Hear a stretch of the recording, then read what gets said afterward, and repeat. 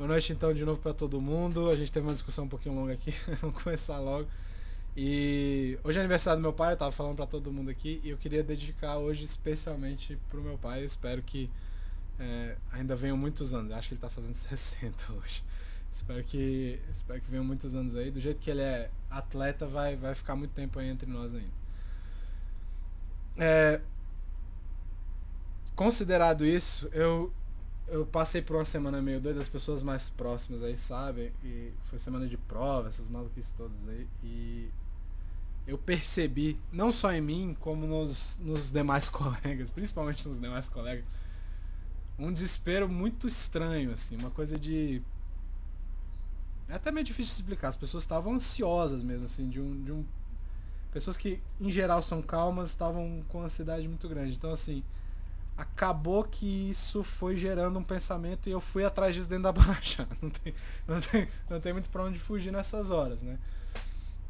E considerando que a gente tá falando de medicina, eu acabei me deparando com essa história. Provavelmente todo mundo aqui meio que já conhece, mas na época dos anos 20, mais ou menos, começou a rolar uma doença meio estranha, né? E a gente fala muito pouco dela, muito pelo que eu entendi, principalmente na época da Primeira Guerra, por causa da gripe, né? Que teve aquela pandemia toda da gripe, não sei o quê. E aí essa doença meio que ficou por debaixo do pano. Não foi uma epidemia, mas não foi uma pandemia, né? E aí essa doença, eu esqueci de pegar o nome dela direitinho, mas ela ficou conhecida nos Estados Unidos como a doença do sono, né? E essa é a história do Dr. Oliver Sacks, judeu, né? Oliver Sacks, judeu, que virou até filme com acho que o Robin Williams e o De Niro, né? E eles contam a história de como essas pessoas acordaram depois de anos, é, meio que numa situação estranha, assim, né? E a situação era muito de... Eles estavam vivos, mas não estavam lá. Era como se fossem cascas de pessoas, né? Estavam vivos, dava pra perceber. E aí eu peguei um pedacinho do diário do Dr. Sachs e botei aqui. Vou dar uma lida pra vocês. Não botei pra não ficar muito longo, porque eu já botei um trecho meio longo aí também. E ele diz o seguinte: estavam conscientes e com algum nível de atenção, mas não estavam completamente acordados. Então eram pessoas que estavam vivas, mas not so much, né? Sentavam-se em suas cadeiras sem se movimentar ou falar, impotentes, sem motivo, apetite ou desejo. Só que eles começaram a testar alguns remédios nessas pessoas e elas começaram a acordar, tá? Não deu muito certo no final, é uma doença ainda meio complicada, mas ele começou a se empolgar, ele se mudou para o Bronx nessa época para tentar registrar tudo que ele via com a evolução desses pacientes. E aí ele escreve o seguinte, que os registros sobre eles antes eram indiferentes e inatentos, porque ninguém estava dando atenção para esses casos. Eles só, o cara continua um vegetal, né? Pois não demonstravam que estavam vivos e eram vistos como fantasmas ou zumbis, né? Coisa que estava ali. E com o tratamento era possível vê-los voltando à vida, alguns depois de vários e vários anos. E aí eu acabei me mudando para um apartamento a alguns metros do Hospital Beit Avraham, no Bronx, e depois de alguns dias comecei a passar de 12 a 15 horas com esses pacientes, os observando, conversando e pedindo para que anotassem tudo o que sentiam no dia. Assim como eu escrevia e escrevia. Milhares de palavras por dia. Quando minha caneta estava em uma mão, a câmera estava na outra, eu via coisas que talvez nunca tenham sido vistas antes e talvez nunca sejam vistas depois. Era meu dever e alegria fazer um relato desse fenômeno.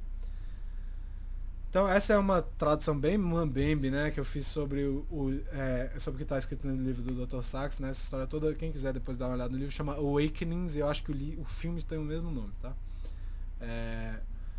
E esse livro é uma descrição dessas interações que ele teve com esses pacientes e tem algumas coisas bem emocionantes ali no meio, né?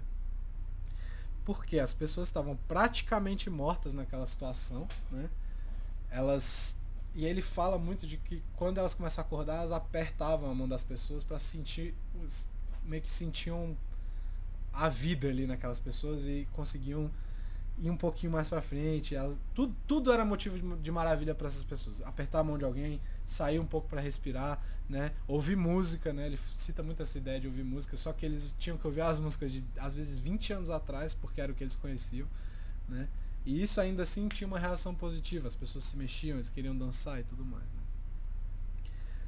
Então eram coisas simples que geravam reações grandiosas, segundo ele, né? E ele descreve isso como um dos momentos mais impressionantes que ele viveu na vida dele, né? As pessoas acordando e começando a viver a vida com muito prazer, né? Com euforia mesmo, né? E é porque essas pessoas estavam emocionalmente conectadas com tudo aquilo que estava ao redor delas. Não é, isso aqui não é normal para mim, porque eu não vivi isso há muito tempo, né? Então, entra naquela história de assim, talvez seja melhor você ficar triste do que não sentir nada, né? E Baruch Hashem, essa doença ela é bem rara hoje em dia, né? Mas eu queria considerar eu queria botar em pauta uma coisa que assim, talvez em algum nível a gente carregue alguma coisa dessa doença com a gente no nosso dia a dia. Não a doença física, não a realidade da doença que te transforma num vegetal, mas a realidade deprimente das pessoas que vivem em apatia, né? Às vezes a gente tem momentos de apatia na nossa vida e isso é um retorno a essa condição, vamos dizer assim, né? Pessoas que não sentem absolutamente nada em determinados momentos. Então, de novo, prefiro ficar triste do que não sentir nada. Esse sentimento que a gente às vezes tem de vazio, ele é bem complicado e no nível emocional ele é semelhante a essa epidemia da doença do sono, sobre a qual o Dr. Sachs acabou escrevendo esses anos atrás, né? E muitas vezes a gente passa essa vida vivo, mas sem viver, né? Vivendo sem emoção, vivendo sem prazer, vivendo sem entusiasmo, sem aquela euforia. Porque, pensa bem, assim, você vê aquela pessoa, você não entende a euforia daquela pessoa, no caso desse do Dr. Sachs aí, né? Você entende que ele está eufórico, mas você não consegue ver o mundo do mesmo jeito que ela vê, porque é impossível. Você não sabe pelo que ela passou e ela não sabe o que você passou, né? Então, viver a vida sem essa emoção, sem esse entusiasmo é complicado. Então, remete a essa doença. Então, a gente tem nossos relacionamentos, a gente tem aquelas coisas que a gente gosta de fazer, mas às vezes falta alguma coisa, né? E aí o Rav Shlomo Wolbe é brilhante quando ele escreve o seguinte: a habilidade de aprender algo de maneira profunda ou ter uma mente criativa com pensamentos profundos são dons maravilhosos. Mas esse não é o objetivo da vida, não. O objetivo da vida não é só ter pensamentos profundos, mas é viver de forma profunda, é viver profundamente. E essa diferença é bem importante aqui. Você pode ser um brilhante, um gênio. Só que se você não põe isso na prática, se isso não vira uma realidade, isso não quer dizer nada, né? A gente deve e pode buscar esses raciocínios profundos, né? Pensar, discutir. A gente estava tendo uma discussão bem legal aqui no começo. Mas se isso não afeta as suas ações, e aí volta o que eu falei agora há pouco, da questão do Rabi Akiva, se a Torá não entra nos seus ossos e afeta o movimento dos seus músculos, vamos dizer assim, você está perdendo o potencial daquilo. Aquilo ali continua sendo energia potencial dentro de você, mas que nunca é realizado, né? E quando a gente fala de Torá, a gente vê um pensamento muito semelhante. A gente quer viver o quê? Aí eu vou usar... Não quero falar de política aqui, mas o Albert Camus, ele fala... Ele tem uma frase que é brilhante, é mais bonita no francês, melhor no inglês, talvez no português não seja tão chocante assim, mas depois vocês olham. O homem deve criar e viver. Viver até chorar. Ou seja, você tem que viver até você não aguentar mais, né?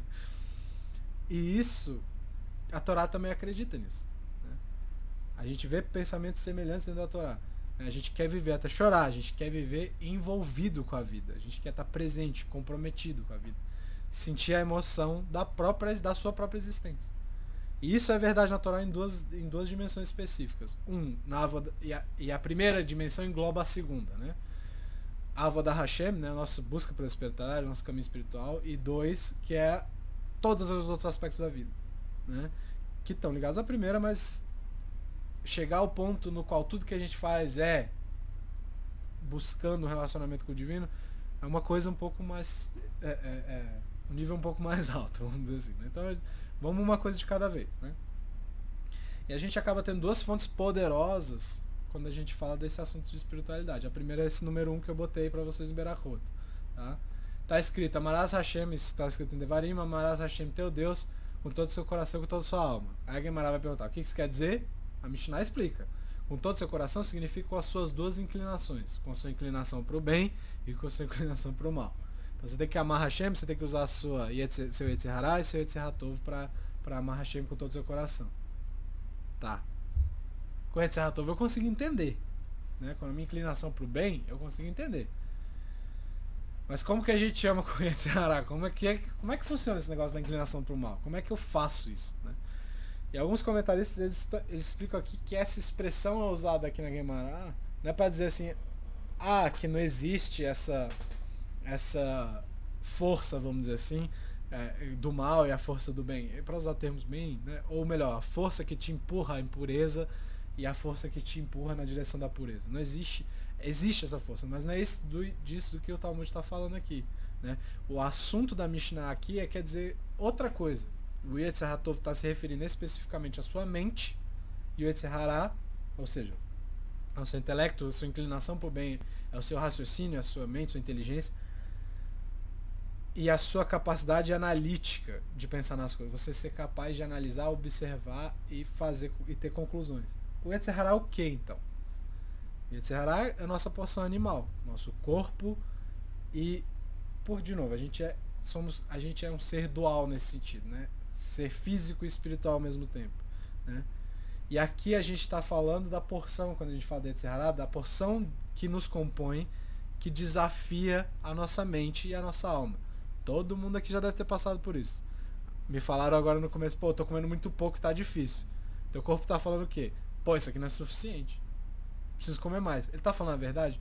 Talvez esteja, mas talvez não esteja. Né? Eu sempre dou exemplo de correr aqui. Quem já tentou correr na vida sabe como é que é. Você começa a correr, dá 5 minutos de corrida, seu corpo começa a falar, a pitar tudo, o ouvido entope, todas as luzes começam a mudar de cor e tudo mais. Seu corpo falando assim, cara, se você continuar correndo, você vai morrer. Só que se você ignorar o aviso e continuar correndo, dá 6, 7, 8 minutos, acabou. Aí você corre meia hora, corre 40 minutos. Óbvio que todo mundo tem suas limitações. Você vai correr 10 horas depois a partir disso. Mas passa. Porque teu corpo quer que você pare. Ele não quer que você continue se esforçando. Né? Então, o corpo tem esse poder de desafiar a nossa lógica. De falar assim, você tá de dieta, vai ali no que quer que seja. Né? Vai ali comer um bolo. Mas eu nem gosto de bolo. Mas eu tô precisando de um açúcar aqui. Né? Então, o corpo tem essa tendência de ancorar a nossa mente, de ancorar o nosso espírito. O corpo limita a nossa mente. Então para o Talmud, nesse caso aqui, é o Yetzer Hara. Mas o corpo também está ligado com outra coisa, né? Com as nossas emoções, com as nossas ambições. E a nossa ideia, no fim das contas, é todas essas coisas serem direcionadas para Hashem. Tentar direcionar todas essas coisas para Hashem. Né? Então, beleza. Qual que é a segunda fonte que a gente tem aqui? A segunda fonte é esse número 2. E guardareis todo o mandamento. Devarim, né? 11:8. E guardareis todo o mandamento que vos ordeno hoje, para que sejais fortes e ides e herdais a terra para a qual estáis passando a fim de herdar. Eu dei o negrito no hebraico aí. Et kol ha-mitzvah. Et kol ha-mitzvah significa toda a mitzvah, não é mitzvot. Mitzvot que é o plural. Então, você vai guardar toda a mitzvah. É uma mitzvah só. O que isso quer dizer? Né? Como que ele está, né? Aqui em Ekev, na Parashá Ekev, ele está falando assim, et kol ha-mitzvah. Então, toda a mitzvah. O que isso quer dizer? Por que não é um plural aqui? Né? E aí o Rabbi Haim Vital, que foi um dos principais discípulos do Arizal, ele explica isso de uma forma brilhante. Ele fala, assim como todo ser humano é composto de corpo e alma, as mitzvot também têm a mesma composição, ou seja, também tem corpo e também tem alma. Qual que é o corpo? O que é o corpo da mitzvah e o que é a alma da mitzvah? O corpo é o ato da mitzvah. Você tem que fazer de tzedakah. Você levantar a sua bunda da cadeira, pegar o dinheiro e levar para quem está precisando. Esse é o corpo da tzedakah, esse é o corpo da justiça social. O que seria a alma? A alma é o que você está pensando, qual é a sua intenção e qual é o seu sentimento durante a ação, durante a mitzvah. Então quando a gente fala de você botar todo o seu coração naquele negócio, eu tô dando porque eu realmente quero fazer isso, porque a Hashem disse que eu tenho que fazer e é isso que eu quero fazer. É diferente de você fazer, tá, toma aí, porque eu tenho que fazer. Entendeu? A diferença é clara aqui. Tá? Então, a gente tem essa lógica aqui. A gente tem uma coisa que dá alma, que dá vida à mitzvah, porque é isso que a alma faz pra gente. Né? É diferente do próprio corpo da mitzvah. Você, né, o corpo continua existindo por algum tempo, mesmo que a alma não esteja lá. Então você pode simplesmente fazer a ação sem colocar a alma atrás da ação. Mas se você colocar a alma é melhor. Né? E as pessoas dizem que viram isso na época do Razonish. Né? O Razonish, quando estava fazendo a Amidah, quando fazendo o tefilá dele, os comentários e os relatos que existem da época é que se você ficasse olhando para ele enquanto ele estava fazendo, você via ele chorando, rindo, sorrindo. Era tipo assim, uma montanha-russa maluca de emoções. Assim. Né? Porque quando você se aproxima de Deus, é uma coisa maluca. Né? Tem um monte de coisa acontecendo ao mesmo tempo. Então, as tristezas ficam enormes, as alegrias também ficam enormes. Então, vai passando de um para o outro. Né? Isso significa... essa é a ideia aqui. O que é servir Hashem com o seu Yetzer Hatov, com a sua mente, e com o seu Yetzer Hara, com a sua emoção, ou com o seu corpo. Né? E essa seria a primeira dimensão dessa história toda. A segunda dimensão qual que é? Né? E aí, a segunda dimensão que vai levar, de novo, a primeira dimensão que a gente falou aqui foi na nossa busca pela espiritualidade, nosso caminho até o nosso relacionamento com Deus.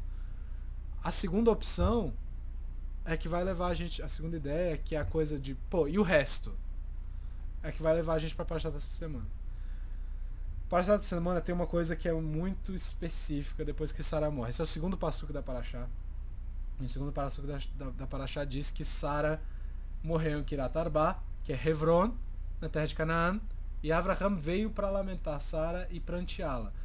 Vai avô Avraham lespor lesará levikotá. Então, o que é que ele está falando aqui? A palavra vai avô quer dizer que ele foi, ele veio, ele voltou de algum lugar. Onde que ele estava? Né? Vamos pensar na situação aqui. Sara acabou de morrer. Eles foram casados por muito tempo. Abraão e Sara foram casados por muito tempo. E dentro da nossa tradição, porque assim, foi casada há muito tempo. Né? O que isso quer dizer? Né? Normalmente, poucos são os casais que ficam, né, muito próximos por uma série de motivos. A proximidade muda, o relacionamento muda, mas dentro da nossa tradição, o modelo de relação amorosa são deles. Né? Eles cumpriram porque eles tinham um objetivo, não é porque eles faziam tudo juntos, mas porque o grande objetivo era feito junto. Né? Abraão trabalhava, ensinava os homens, Sara trabalhava e ensinava as mulheres. E juntos eles tentaram mudar o mundo nesse sentido. Mudaram. Né? Quando a gente fala de conexão com Hashem e tal, eles tiveram centenas de milhares de discípulos, eles ensinaram como ser humano, basicamente, para as pessoas. Né? Considerando isso, como é que a gente acha... como é que Abraão se sentiu quando essa pessoa foi embora? Né? Provavelmente ele não ficou muito legal. Ficou acabado. Né? Mas tem um comentário muito interessante do Nachmanides, do Ramban, porque ele, a partir de uma pergunta que ele faz. Por que está escrito que Abraão veio? De onde que ele está vindo? Que foi a pergunta que a gente acabou de fazer. Estava jogando bola? O que ele estava fazendo antes? Né? E aí o comentário dele é brilhante. Esse comentáriozinho pequeno aí, número 4. A palavra vai avô, ele veio, indica que Abraão se esforçou-se para enlutar-se. E então começou a fazê-lo, pois todos aqueles que se esforçam para começar uma determinada tarefa recebem essa palavra no hebraico, indicando que ele foi a um caminho, que foi um caminho, que ele teve um trabalho para chegar naquele lugar. Então ele é como se ele tivesse se acordado para entender exatamente o que estava acontecendo. Sentir a perda e entrar nesse luto profundo pela esposa dele. Mas cara, isso é meio maluquice, né? Como que depois disso tudo que eles viveram juntos, ele tinha que se acordar pra alguma coisa com relação à esposa dele, né? Ele não tava sentindo nada antes? Como é que isso é possível? Qual é a lógica disso, né? Ele acabou de perder o amor da vida dele. Como é que ele tem que se acordar pra sentir essa dor? O mais estranho de tudo é que isso acontece com o Moshe também. Não com, não com a esposa, mas se a gente for no número 5 aí, e aí com o comentário baixo também, Shemot 2:11, diz assim: E foi naqueles dias que Moshe cresceu e foi ter com seus irmãos e viu suas pesadas tarefas. E viu um homem egípcio ferindo a um homem hebreu e a um de seus irmãos. Olha que interessante. Ele foi ter com seus irmãos. Aí ele já virou irmão também no final. E a Urashi diz assim: o que é esse ver as pesadas tarefas? Ele direcionou seus olhos e sua mente para compartilhar do sofrimento. Então ele viu o sofrimento. Mas ele não só viu, ele entendeu o sofrimento. Não foi só uma reação natural. Pô, que dó do cara. Mas ele, proativamente, ele falou: cara, o que esse cara tá sentindo, sofrendo desse tanto? Né? Ele ofereceu energia para entender aquelas emoções. Né? E ele viu de fato o que era aquele sofrimento. Então, tanto Avraham quanto Moshe precisaram focar naquele momento para entender o sentimento completamente. Não é só tipo assim, tô mal. Né? Se você chegar no... provavelmente coisa meio frustrante. Você chega no médico e fala assim, pô, tô passando mal. Você tá com a virose.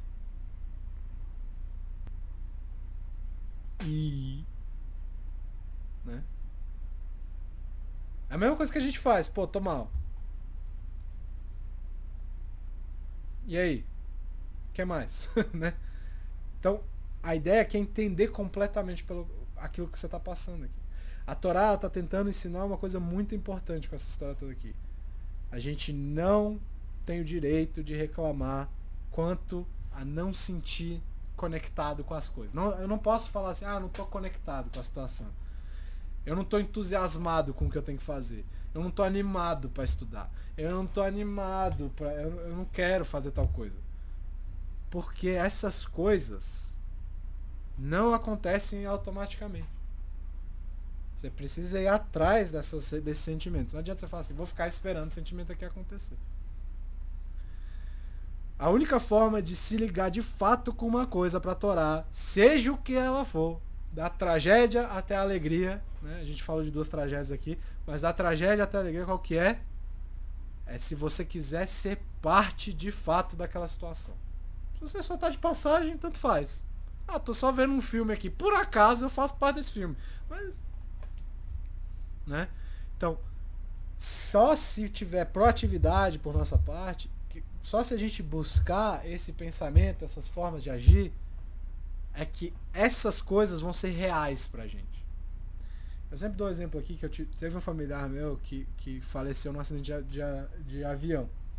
E pra mim nunca caiu a ficha, já tem, sei lá, uns 10 anos. E pra mim nunca caiu a ficha. Pra mim, às vezes, ele ainda vai entrar. Porque eu fui obrigado a sair da esfera emocional porque o pessoal aqui em casa ficou maluco. E eu tinha que... o que eu tenho que fazer aqui agora? Então, assim, eu foquei em outra coisa. Eu foquei no que tinha que ser feito pra ajudar as pessoas que estavam precisando de ajuda ali. Então, essas coisas... Então, eu só alheio essa segunda parte. Agora, quando você... Mas eu sei muito bem o que eu tive que fazer ali naquela hora. Tem um exemplo que é brilhante, que é a história do Chaim Shmulevitz, que os filhos dele, depois que ele ficou meio velho, eles começaram a censurar o jornal que ele lia de manhã. Se alguma tragédia acontecia no dia, ou acontecia no dia anterior, eles apagavam ou recortavam do jornal, porque ele se envolvia de uma forma tão profunda com as coisas que aconteceram com as outras pessoas, que começou a fazer mal para ele quando ele estava muito idoso.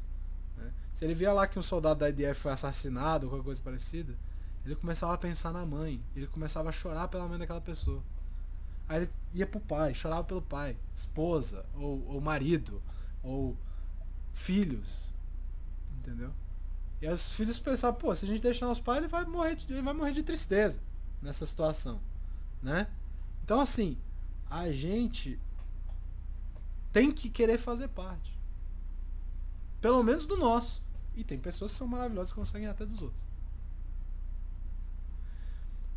Essa pessoa, o Rabbi Chaim Shmulevitz, ele entendeu o que foi trilhado por Avraham Moshe e aplicou no século XX. A gente tem que tentar ser proativo, tem que tentar ser atento, e isso é verdade em todos os nossos sentidos, todo sentido da nossa vida. A gente falou do Avodah Hashem lá no começo. Você só vai sentir emoção quando você está rezando se você quiser estar lá. Você fala, pô, que saco, esse negócio aqui demora 40 minutos para acabar. Não dá pra fazer mais rápido? Pô, você lê rapidão aí. Né? Não critico, pô. Essa pessoa não... é um processo. Tem pessoa que demora a gostar de rezar. E tem pessoa que não vai gostar. Só que é um processo. Cada um vai descobrir o seu. Né? As pessoas mais proativas que a gente vê normalmente têm relações muito profundas com aquela ação que ela ama. Né? A gente vê isso com, sei lá, o Instituto Ayrton Senna. A família do Ayrton Senna tá ligada àquela situação por causa da pessoa. Aquilo ali faz parte da vida delas. Não é uma coisa que acontece. Né? Então, assim, a gente vê isso em fundações de câncer, normalmente fundação de crianças com problemas muito sérios. Normalmente são os pais dessas crianças que viveram a situação e querem ajudar outros. Então, normalmente tem a ver com ter passado por aquela situação e se conectado com aquela situação. Porque quando você está com um filho doente, você não vai ficar esperando ele melhorar, você vai tentar de tudo para fazer ele melhorar. Então, essas pessoas têm uma conexão especial com aquela situação e elas tendem, se for uma situação muito negativa, a ajudar o mundo a partir dessa conexão. Pode ser ajudas menores ou maiores, mas acontece. A gente tem um Midrash Rabbah que conta, até esqueci de botar, devia ter botado, nessa paraxá mesmo. Ele diz assim que uma vez um Gibor, né, um homem muito forte, foi capturado, acorrentado no pescoço dele. Depois ele foi liberado, depois de alguns anos ele foi liberado e a corrente foi retirada. O tempo passou e ele encontrou outra pessoa no meio da rua com a mesma corrente. E aí ele viu e ele começou a gritar e ficar desesperado. E os amigos dele que estavam perto falaram assim, pô, por que você tá gritando, cara? E ele responde, vocês não sabem de nada. Eu conheço a dor que essa pessoa tá vivendo. Eu também carreguei essa corrente no meu pescoço. Vocês não entendem. Eu entendo. Vocês não têm o direito de perguntar o que é. Você pode perguntar o que você quiser, mas julgar o outro porque ele, cara, ele ficou desesperado porque ele viu o negócio. Todo mundo aqui tem história, tem a própria história, tem o desafio. A gente falou semana passada dos desafios, falou dessas coisas todas. Né? Mas a gente tem que entender, esses desafios pessoais são as nossas maiores possibilidades de conexão com nós mesmos e com Deus. Porque só a gente sabe como é que foi passar, só a gente e ele sabe como é que foi passar por aquela situação. Né? Só a gente que vai entender. Então, quando a gente está falando de emoção, de entusiasmo, por exemplo, a gente busca aquelas situações que estão mais próximas a nós, né? Baseado nas nossas experiências pessoais. Né? E ao mesmo tempo, a gente acaba conhecendo fontes que dizem, né, dentro da nossa tradição, que dizem que a gente tem que controlar nossas emoções. Né? Pera aí, eu tenho que controlar a minha emoção ou eu tenho que deixar ela florar e viver na emoção? Como é que funciona isso? Né? E a resposta também está na paraxá dessa semana. Tá? Então, e aí vem de Eliezer Eved Avraham, né? Vem do Eliezer, que é o servo de Abraão. E ele não é chamado por esse nome em momento algum na paraxá dessa semana, que, né, não existem coincidências. Não é por acaso que ele só é chamado de Eved Avraham, que ele só é chamado de servo de Abraão. Né? E os Baalei Mussar explicam o que significa ele só ter sido chamado disso durante essa paraxá. Significa que ele estava 100% dedicado a Avraham no sentido de aprender, observar e ajudar. Tá? E aí o número 6, na paraxá, faz assim: Avraham disse a seu servo mais antigo da sua casa, aquele que tinha governo de tudo que era dele: põe a mão por debaixo da minha coxa. E aí ele vai pedir para ir buscar uma mulher pro filho dele. Só que aí tem um Midrash que é muito interessante, que vai falar assim: o que quer dizer esse servo que tinha governo de tudo que era dele? Dele quem? De Avraham, né? O contexto. É mesmo. Porque aqui a ideia é outra no Midrash. O Midrash, ele está dizendo que esse dele refere-se ao próprio Eliezer. Ele controlava tudo que era dele. O que ele tinha? Nada. O que ele controlava então? Ele controlava as próprias emoções e os desejos. Era o que ele tinha. E com quem que ele aprendeu isso? Com Avraham. E aí a gente entra naquele debate. Ah, mas Avraham era um cara que tinha um nível espiritual altíssimo. Por isso que ele conseguia controlar tudo que ele pensava, tudo que ele fazia. Mas Eliezer é a prova, Eliezer natural é a prova de que dá para aprender a fazer isso. Tá? Por isso, Eliezer era, ó. Cadê? Já que eu tô? No 6, né? O mais antigo de sua casa. Ele é o que mais aprendeu. Ele é o Rosh Yeshiva. Se a gente for falar, ele é o diretor da escola. É o cara que sabe a técnica. Né? Então ele era o primeiro dos discípulos de Abraão. E ele buscava ensinar isso para os outros. Ele não era um mero servo que ia buscar água e café quando Abraão precisava. Ele era o cara, o professor mais confiável, vamos dizer assim, do dono da escola. Né? Ele ensinava isso, ele tinha o controle das próprias emoções, das próprias tendências. E é importante notar uma coisa. Ele, de novo, ele aprendeu isso. Ele observou, estudou com Avraham. E aí ele aprendeu. E aí o Maimônides tem uma frase que é importantíssima, a qual eu cito dia sim, dia não. Né? Já falei 1000 vezes, aquela história do qual que é o caminho, o melhor caminho, o caminho do meio. Né? Porque eu botei ela de uma forma, da forma que está escrita no Sefer Madá, lá no Mishneh Torah, número 7. Portanto, nossos sábios instruíram. O homem deve avaliar suas características, suas midot, calculá-las e se direcionar no caminho do meio, para que seja saudável. Saudável como?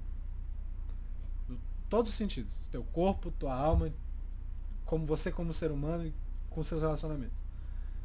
Por exemplo, ele não deve virar-se com facilidade e nem ser como um morto,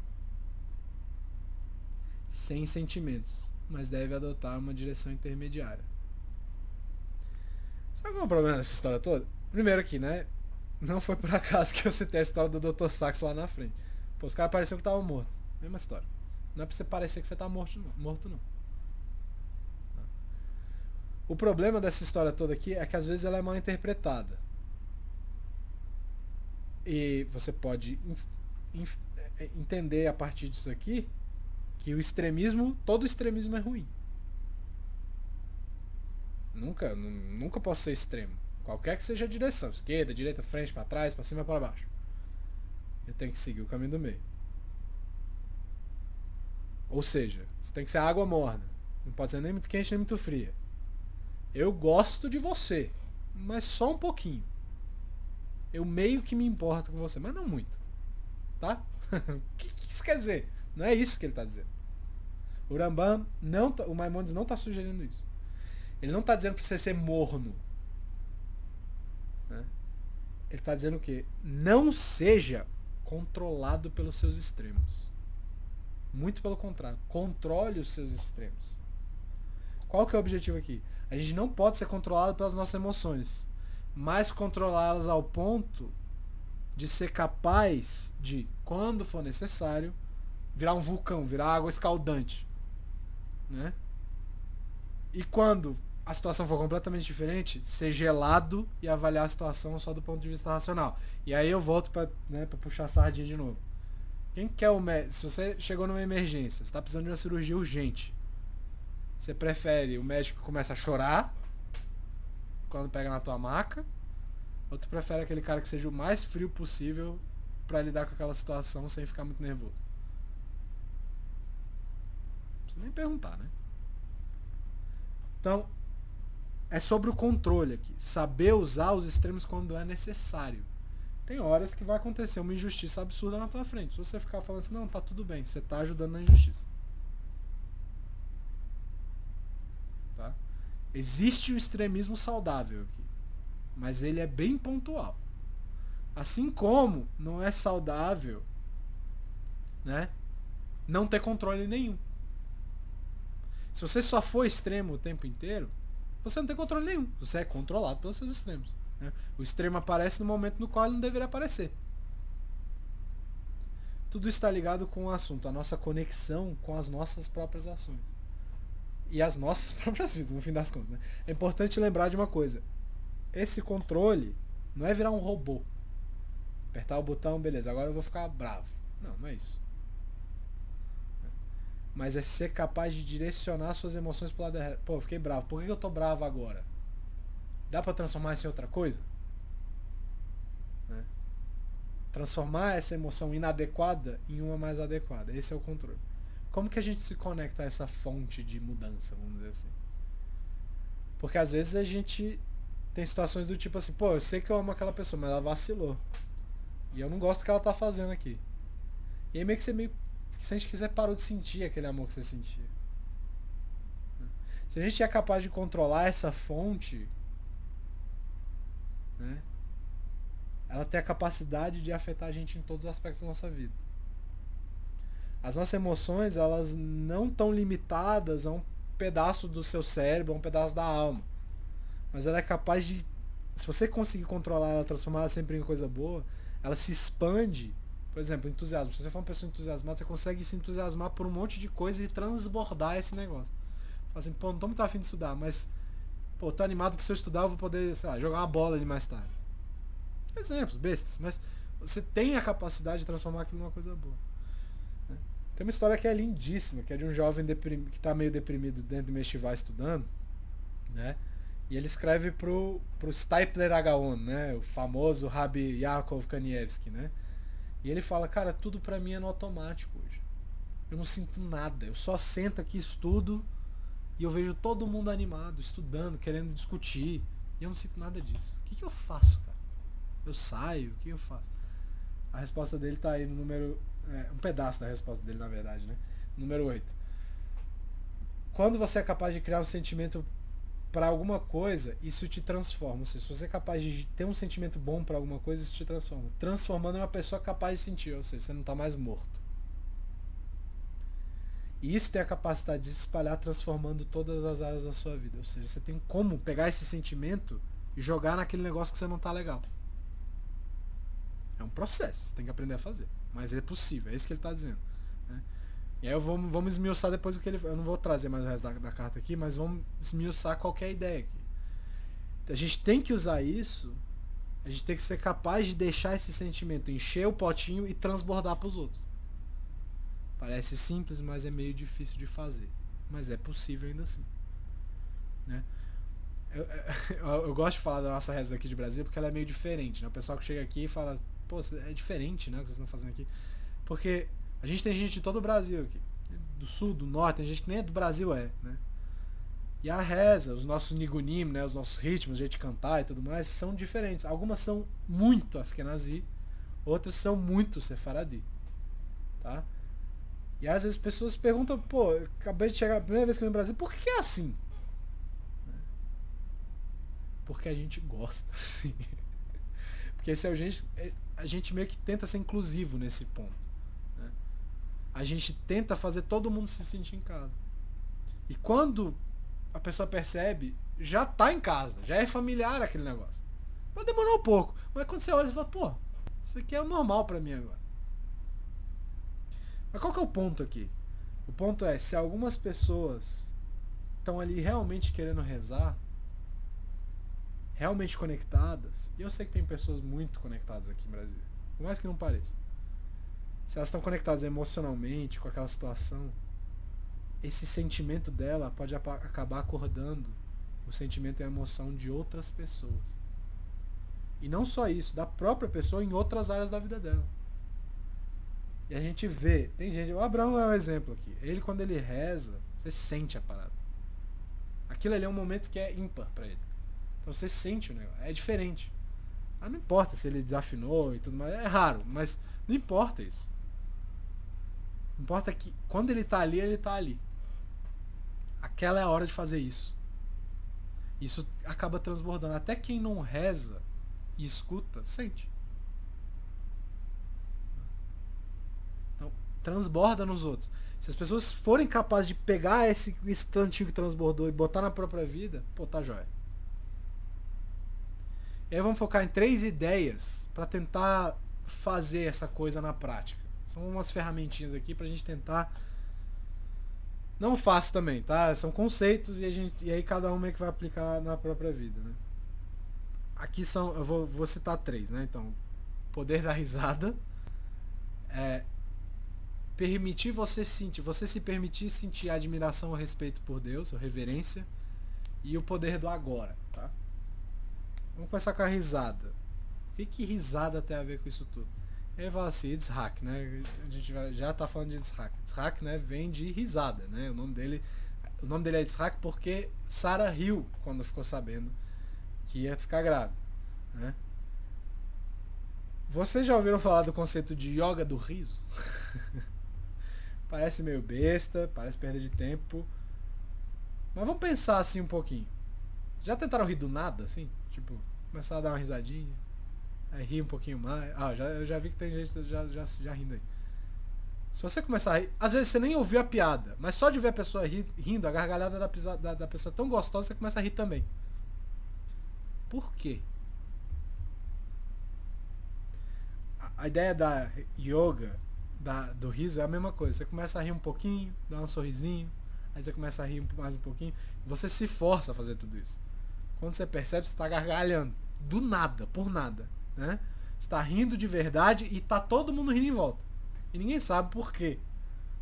Isso é brilhante, é inacreditável até. Fala assim, por que tá todo mundo rindo? Sei lá, porque a pessoa falou pra gente rir. E existe uma série de pesquisas muito engraçadas, muito interessantes, que falam do benefício dos benefícios para a saúde da risada. Né? E ainda mais, tem uma pesquisa que mostra que o cérebro em determinado momento não é capaz de diferenciar a risada fake, essa risada simulada, da risada normal. Rir é rir. Pronto, acabou. E aí eu botei um artigozinho da Mayo Clinic pra vocês, né? Que eu botei ele em inglês e botei a referência embaixo aí também. Apareceu. Tem um linkzinho aí também, depois se vocês quiserem dar uma lida, mas é exatamente isso que eu acabei de botar. Na qual eles estão listando uma série de benefícios para a saúde. Ó, benefícios de curto prazo.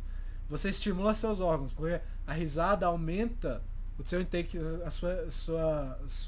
seu tanto de oxigênio que você tem. Estimula o coração, estimula os pulmões, estimula os músculos. Aumenta seu nível de endorfina. Tem um monte de coisa boa que a risada faz, né? Tem efeitos de longo prazo, que aumenta seu sistema imune, diminui a dor que você está sentindo. Eu tenho um negócio muito esquisito. Eu começo a rir quando eu tô com muita dor. Mas são de gente maluca. Então, pra mim funciona. Enfim, tem várias coisas, né? Sem contar que eles falam, quando você começa a rir, né? Melhora o seu senso de humor. Às vezes você tá de mau humor, só de ver alguém rindo, você dá um sorriso, passou o mau humor. Beleza, tudo isso é muito legal. Mas será que a Torá já falou de yoga da risada? Já. Já falou há algum tempo atrás. De onde que vem isso? Shlomo Ameler, o rei Salomão, foi o primeiro a falar sobre essas coisas. Em 2 lugares de Mishlei tem uma citação interessante. O primeiro é no 15:13, ele diz o seguinte: o coração feliz alegra o semblante, mas sua tristeza quebranta o espírito. Aí depois ele diz no 17:22, o coração alegre é boa medicina. Já o espírito ao quebrado faz secar os ossos. Ou seja,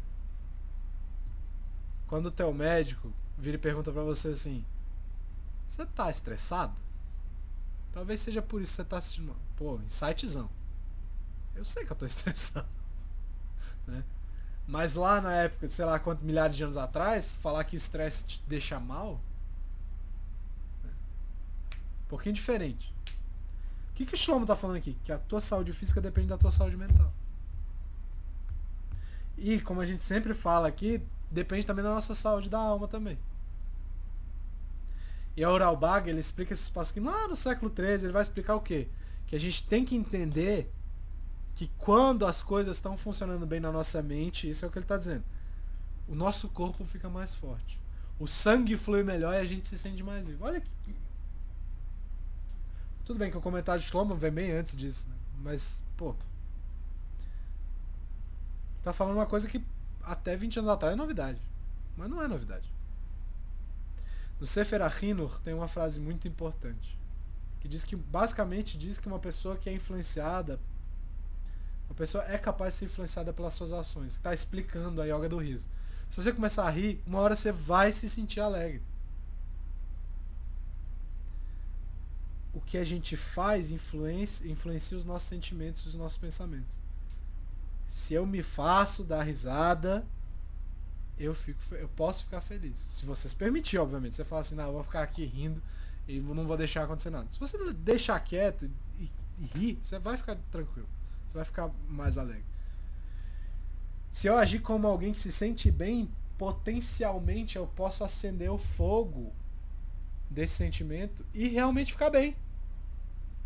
Você só precisa de uma fagulha, só precisa de um empurrãozinho, só precisa da energia de ativação para a reação completar. Tá? Esse é o primeiro. Essa é a primeira lógica, essa é a primeira ferramenta que a gente está apresentando aqui hoje. Qual que é a segunda? Permita-se ficar de cara com as coisas. Fica abismado com o que você está olhando. A gente vê um negócio todo dia. Só que se você analisar bem aquela coisa, você fala assim, cara, como é que isso aqui chegou aqui? Né? Sente o poder sente o que é que aconteceu para aquilo ali existir. Né? Eu tentei traduzir uma frase do Emerson aqui, mas não deu muito certo. Né? Admirável é que ele fala assim, que wondrous, né? É admirável que nós sejamos capazes de ver as árvores e não admirá-las ainda mais.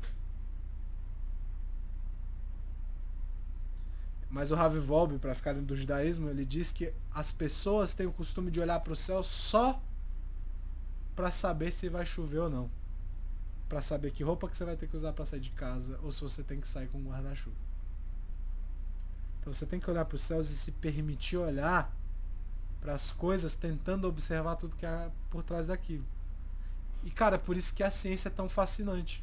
Por isso que as pessoas se perdem dentro da ciência e falam assim, cara, isso aqui tá tudo certo.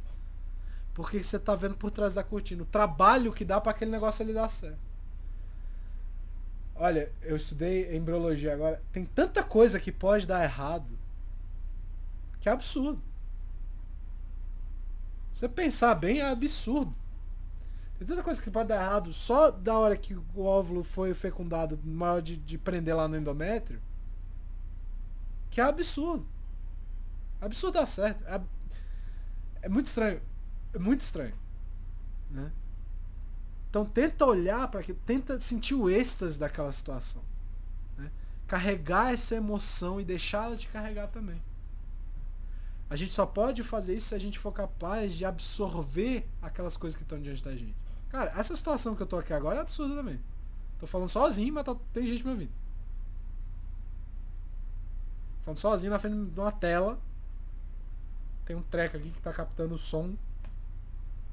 Situação muito esquisita. Né? Então você olhar para uma flor, se permita ver a flor de fato, não fica só olhando. Tenta botar na tua cabeça o que acontece para aquilo ali crescer. Como que aquela forma acontece? Como que é possível isso aqui surgir de uma coisa que não era nada antes? Terra. Essas perguntas são bestas, mas se vocês pensarem em tudo isso que eu tô falando agora, é tudo meio absurdo. A expressão que define essa experiência da busca da grandeza de Hashem a partir da criação é o que a gente chama de Irat Shamayim, né? Que seria o temor ou a reverência aos céus. Mas por que aos céus? E por que não é Irat Hashem? Né? Por que não é temor a Hashem? Porque os céus são o link, vamos dizer assim. Quando você olha para o céu, é tão vasto, é uma expansão tão grande, que você tem um gostinho, uma sensação mínima, uma noção mínima de quão grande as coisas são. E isso pode criar, se você deixar para entrar, o sentimento de reverência, de Irat Shamayim. E isso tem sempre o potencial de inspirar as pessoas. Se você ficar estudando, matemática é chatão, sem tentar olhar para aquilo que aquilo ali é de fato, aí fica difícil, realmente. Eu concordo. Mas o que aquele ali tá tentando te dizer? Que a gente consegue transformar o mundo que tá a nossas voltas num número velho, num papel. Isso é absurdo também. Entendeu? Isso cria o senso da reverência. A gente precisa disso nas nossas vidas. Né? Quem já olhou... A anatomia também é uma coisa absurda. Assim. Você vê tanto de coisa que tem que dar certo no teu corpo pra funcionar. Enfim, eu vou ficar dando exemplos aqui pra sempre. Então, revisando. Primeira ideia. Usar o entusiasmo, né? Tentar agir de uma forma mais entusiasmada, tentar fazer com que as suas ações influenciem sua cabeça, suas emoções. Tentar acender esse fogo da alegria ou do entusiasmo do que a gente quiser melhorar. A segunda ferramenta é permitir essa reverência. Fica de cara com as coisas. Não fica levando, pô, eu entendo tudo. Será que você entende tudo mesmo? Né? Deixa ser levado pela grandeza das coisas que estão diante da gente. E o poder do agora é o quê? A terceira. Eu vou ser obrigado a voltar na Torá. Número 11. A última citação aí. Devarim 10:12 diz o seguinte: E agora, Israel, qual é a coisa que Hashem pede de ti? Senão que temas a Hashem teu Deus, antes com ele todos os seus caminhos, ames e serves a Hashem teu Deus com todo o teu coração e com toda a tua alma. Pouco, né? Só isso. Mas eu queria atentar para a primeira palavra, Veatá. E agora? Como assim agora? Por que Moshe tem que escrever e agora? E essa é a pergunta, não é minha, obviamente é do Hafetz Haim. Por que começar com esse agora e por que não começar com qual é a coisa que Hashem pede de ti? Por que tem esse e agora, ó Israel, qual é a coisa que Hashem pede? Pra que isso? Ele explica que a mensagem aqui qual que é? Não adianta você ficar pensando sobre passado ou futuro. O que você tem que fazer agora? Essa que é a pergunta. Nesse momento. Você tem que participar do teu aqui e agora. O passado e o futuro tem motivo de existir na tua cabeça. Eles servem para desviar sua atenção. Obviamente que eles têm utilidades boas também. Mas a principal é essa. Às vezes eles são úteis pro agora. Você pode aprender uma lição a partir de um erro que você cometeu no passado, ou organizar seu futuro para que o seu presente seja mais proveitoso. Tudo isso é ok. Mas para viver com esse entusiasmo que a gente está discutindo, para você ficar vidrado no momento agora, sei lá, quando você abraça alguém que você gosta, não dá aquele abracinho murcho. Eu sei que tá meio difícil de abraçar, mas eu espero que vocês possam abraçar as pessoas que vocês querem. Mas não adianta o mero abracinho. Dá um abraço como se você quisesse que a pessoa sentisse que você queria dar aquele abraço. Isso não é automático, cara. O abracinho é automático. Não é a mãozinha assim.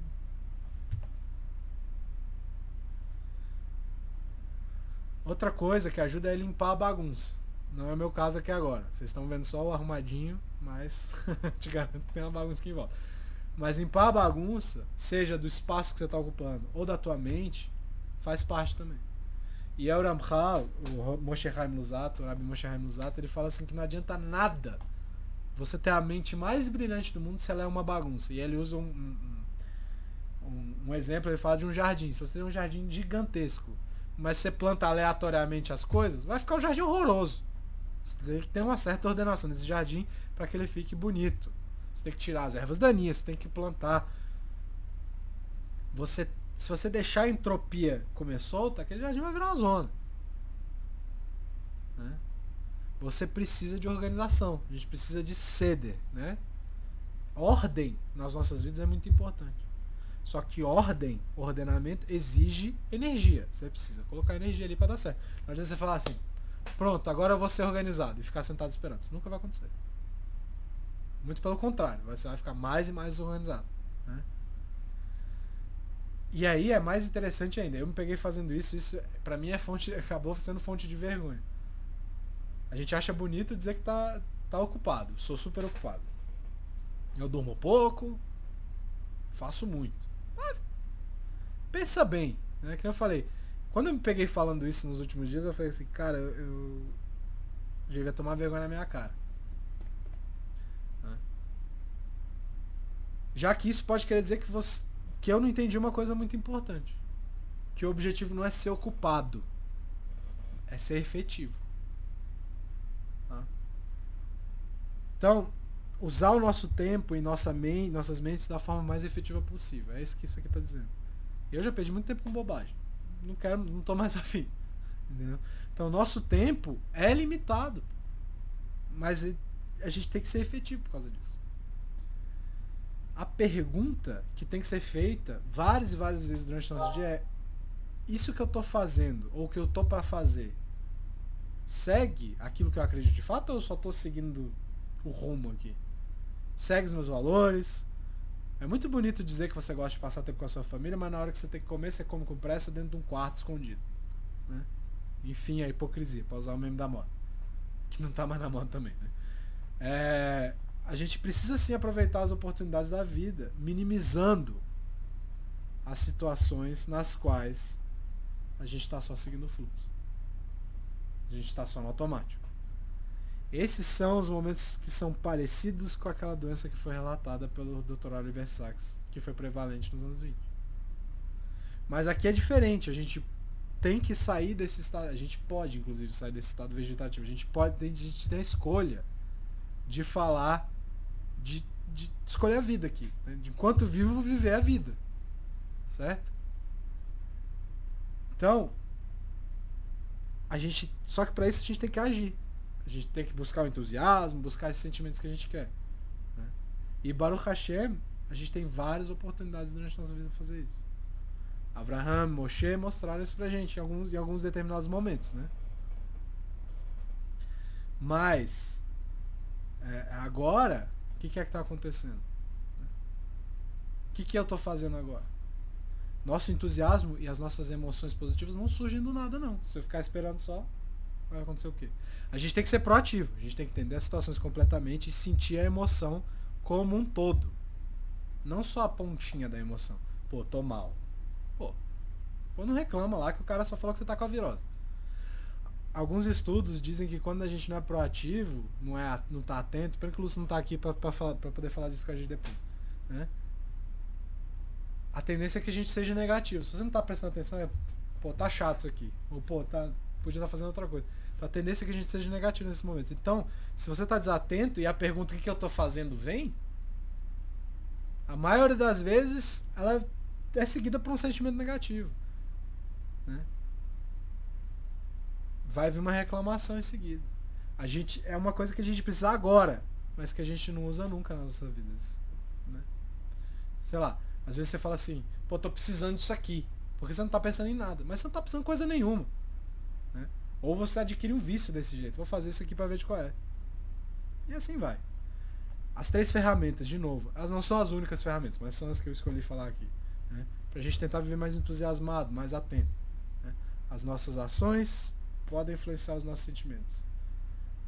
Colocar uma música judaica animada, dançar numa roda, pô, é legal pra caramba, você fica alegre, você fica feliz. O dia de desenrolar a Torá eu tava cansado pra caramba, mas foi legal pra caramba dançar com a Torá. Buscar a beleza nas coisas, segundo ponto. Ficar de cara, como que as coisas dão certo, como que é perfeito desse jeito, né? Sair do habitual e absorver a realidade criada por Hashem, que acaba levando a gente a reverenciar essa história toda. E a última qual que é? Não existe nada além do agora.